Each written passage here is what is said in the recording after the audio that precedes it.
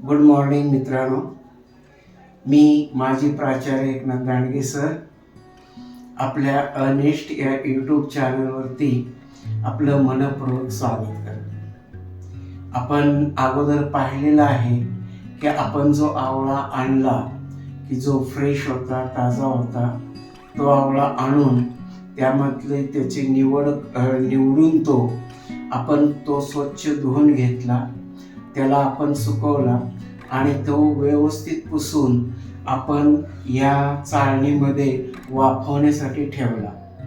आता तो ठेवलेला जो आवळा आहे तो वाफवल्यानंतर किंवा त्याला एक साधारणतः अर्धा तास ऊब दिल्या पहिल्या आवळ्याचा कलर हा या पद्धतीने होता, पिवळसर हिरवा।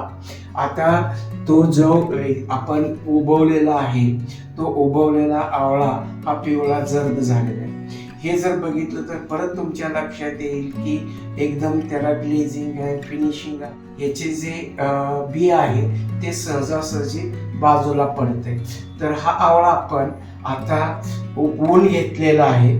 उबवलेला आवळा हा बाजूला करून त्यामधून आपण याचे बी वेगळे आणि याच्या पाकळ्या वेगळ्या या पद्धतीनं करणार आहोत, कळलं?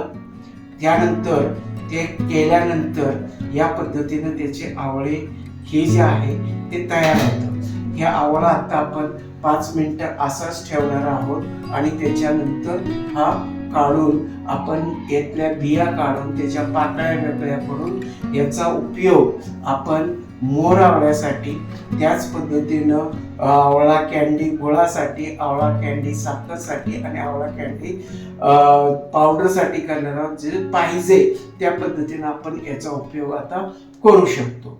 ओके, धन्यवाद।